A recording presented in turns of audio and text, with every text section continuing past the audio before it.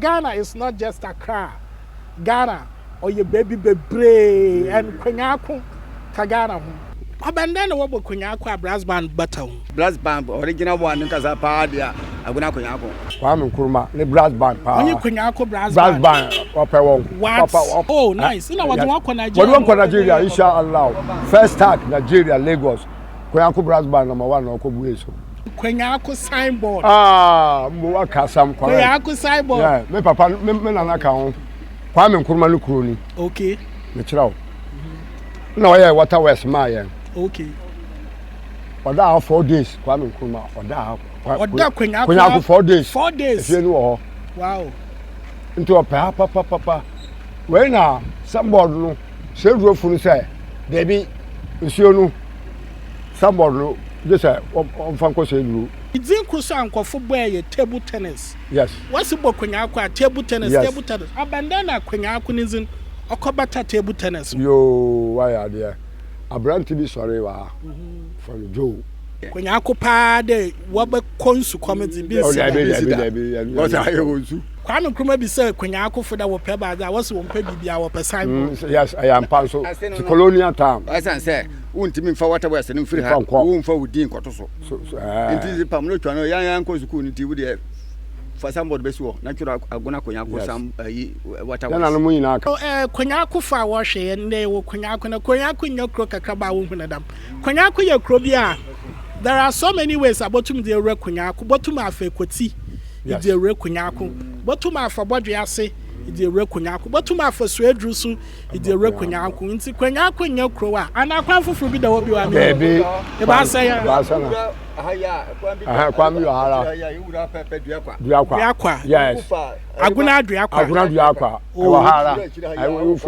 Agona duakwa the blogger before friend Kobiche. Kobiche wo krom na asam na woreka. Obi ona na tse fu kwanyako mpanyimfo a wo ha na me wona atene fom yi wona ezu nkomon mayazo wonyim da wo from park to the rich achemfo abrantie kuntu won sinopo ma na mesie. Okay, ebusuafo me ma wona akwa ba ahanom ye kwanyako. Now today I'm going to tell you something beautiful about this beautiful town kwanyako. Na me za atomo ho do dey meyinkro a ohyehyehye Nkrumah amafo na main road a one for hana che we are seeing na mo bi ehu what bo kwanyako a there are so many things no by what's room brass band table tennis waterworks and see and aba ha ma ehu panyufo pa won say what na krom ha obi atena over 30 years obi atena over 40 years wo ha me you want to bezon komo na wa bokro history and na staffs ankasa actually nti Mr. Wana Mo Nkwechi, Wanyamuntina Haya, Parkour to the Rich, now subscribe to the Parkour Rich Studios. Na Yanyin pay you Funyazum Common, young with that not just Accra, Ghana, or your baby bebre and kwanyako Kagana. Whereby I don't want peace, I want problem, Always. You get it. If you don't get it, forget it. If you don't get it. Yeah, how can you tell me this story? All the lie. You said all the lie. Parkour to the Rich. Ebusiafo, yanyu payinfo atena fo bo kwanyako, brass band kwanyako. Papa tenan. Boko papa. Awpo bi bobo enti. Na wuzim zende. Medindi Abubakar Sadiq. Assalamu alaikum. Wa alaikum salam. Na ya fancy kremonyi. There be me a Muslim. Oh, nice. Na I have a friend then. Our friend Agona kwanyako. Na chede oye swedru num konkoni bi. First kura ya sorry to your papa no. I Agona Nkran. I Agona Nkran. First the day no Agona Nkran. Market lenti. Several new what you are seeing new. The beer new this Accra. Okay. Ahanso wokọ Accra omofa nsuneti ya ekwan no by Bush Road na omoko papa mbiso wabọ kwanyako a izin kasara na azo tonkofu wotimi e brass band abanda na wabọ kwanyako a brass band bataw so no mo brass band no mpenifo no mobile no mo brass band number 1 number 2 nti na yagro satam na omu kwame Nkrumah ko be fa on de ko ba bi de ko ji o mani no maba nti kwame Nkrumah ko pam ntade ko de mama o na de nti na brass band number 1 number 2 wo ha be pem de so wada wa bo da ho bo na mom mpenifo no de fa akamafra na sese o matini won kakakra na mo friend so won sem ye didn't today titofo nya sam ko to mo bo basa I see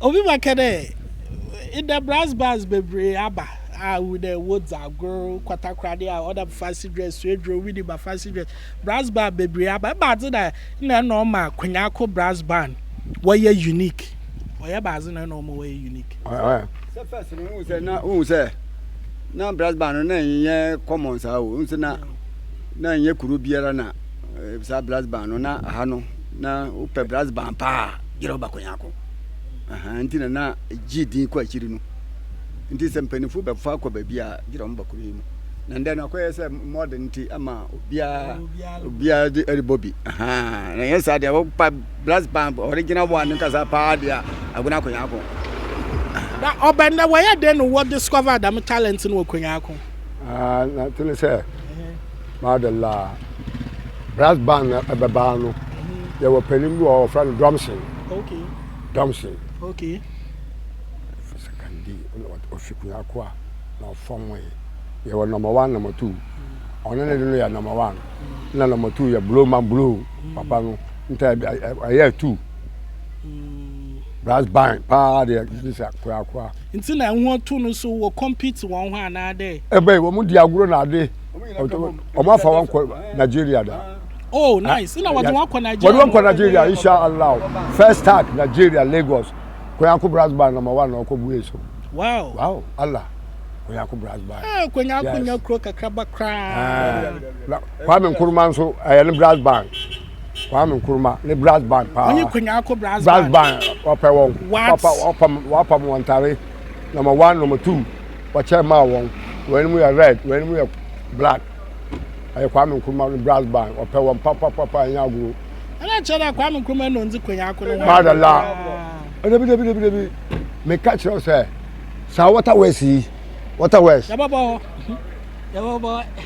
we are baba ampa shawabra da azukuru sa oh wa ka da asrosam nkofus dim commotion kwanyako signboard mo wa ka sam kwanyako signboard me papa me nana ka ho mama okwan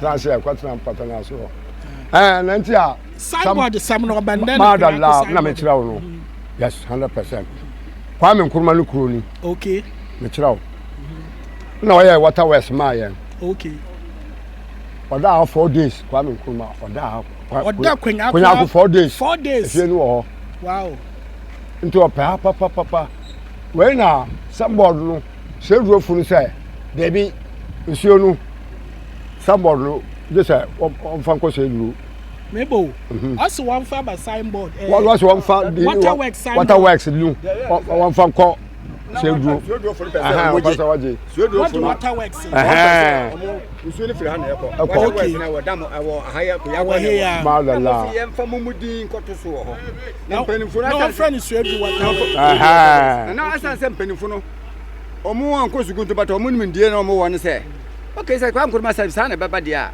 ye SignBoard kakra kafa besi wo na atwiro won Agona kwanyako SignBoard no Agona kwanyako waterworks nti na chese wo suodrofo no wo mba mo mba because waterworks ne fira na eko ede na yemfa mudi nkoto so o tete from panifo no omo so nyansa ena omo de SignBoard no besi wo na atwiro Agona kwanyako SignBoard ni na so kwam Nkrumah na oye okay nti waterworks no nti na chese kwam Nkrumah no sata na kwam Nkrumah bre so nti se wote SignBoard se kwanyako SignBoard na se ampa akede wodum komano wa abo ano mo obi sanyin de kwame Nkrumah bi say kwanyako foda wo pe ba da wo se wo pe bibia wo pe SignBoard yes I am pan so colonial time asan say untimi mfa waterworks ne mfiri ha wo mfa wudin koto so nti pam no twa no yan ko suku nti wo de for SignBoard besi wo na twira Agona kwanyako sam water ya na no nyina aka wo ya na no mo nyina no oje so nti asam no ne de esi etine no maybe sa waterworks no so no wonkomo waterworks no ba Nkrumah han e ba mfaso no de bra kwanyako man no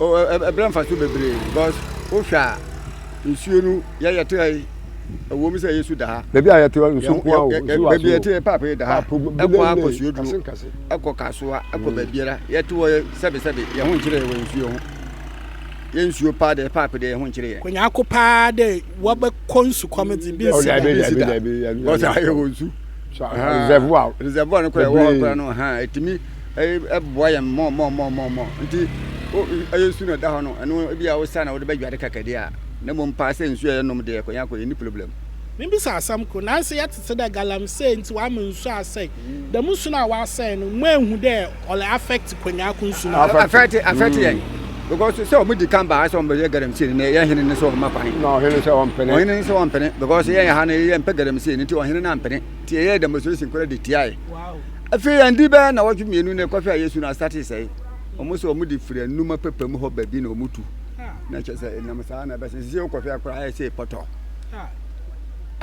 se dam no efete no kakra akoye se anka first no come dey along be say 10 ya se mo de be say 20 ne be I say yensu inshallah asemi yare ho na asa ye botwato no so mo fa krenkan wo idin kuso ankofo boy table tennis yes what's bokwanyako table tennis abandana kwanyako nizin okobata table tennis yo why are there Abranti bi sorry wa from Joe ko school tennis ko school kwanyako na ko University nti obuei ansana okọ Nigeria nso no okwanya ades mo nti oba na obuei tennis ball o wa kire bi mu kwa abrochi na obuei tennis school wa ha obuei wo mo ball practice nti na obo wa him fada no mo ball edan wo mo bubu ho first no e wa ha ya bank ni chen ho pe na na wo na mo bubu ho so mo si bibi sa de na do no nkasa nso no sabe akoye se Yankopon to nsa frɛ no nti na afi de ka na akwa boys no mo ye ya na bebira famu sa ko police be ko soja na de bi wa burokire otiti mo frɛ no bebire nti table tennis ne de wo anche bi ampo abrofo bi bai won abrofo no be ko no omo settle wo bibia wo se omo ko ababi nice no kwanyako fa wo hwe ne wo kwanyako na kwanyako nyokro kakaba wo hunadam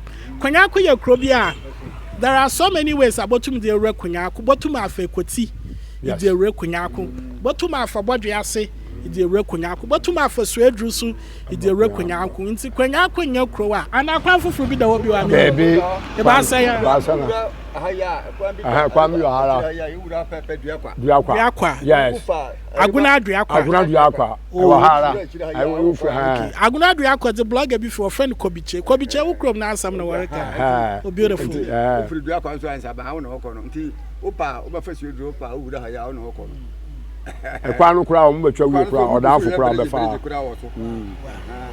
nti sisi ano current kwanyako hwa e baadze na wa ama kwanyako omane no wa kechira sisi anyama bi a hwe Ghana national things anko e de kwanyako titukro wa kwame Nkrumah ne nenwa wodo osedo nyane chafan onyan oya baadze na hwa wa ama kro no wa kechira ni nyina kro no kro be tumpon a ni nyina e market okay because e market no and yet ya mas it's the first na na ya friend Agona nkran no na market no go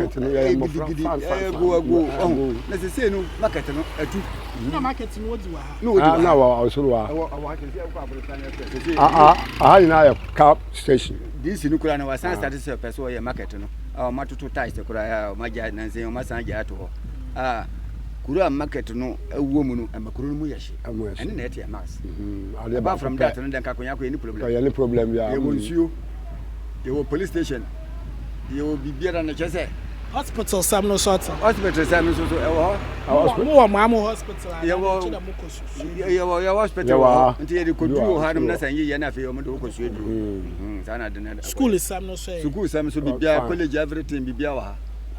Secondary school fine. Na so mo bia ma. Bibia no aye hawo. Bibia ni ho aye hawo. No kwanyako fo a wo wa kwentu masra wane de oya wo mbrefie na ikro no oye titi kro wanso wonsom iwayi nyimpa na wombo na kro no ngina na ado enwa wombo ndwuma mamrantia mba na wo ha no wonye ndwuma ne binye dami na ya hwehwe yanka de Ghana kro no onem kotsenye nkra na Cape Coast na eyi dabi oye de kro bia tumpon amasabe obi sora nwunya de obakwankran ana wayi wenya sika obotuma atena kwanyako wa ayodefo we mama chenanti mpemfuma da wase mbisa mudin biom na ama ye boys no sora nkran oko ko za juma bie no so oko ontimi ntrasa adon so adwa wa bre nti sese no bado so oko nkran ana ka so na akoshe wo ye da bi omun ko da bi o Auntie, Sarah didn't it?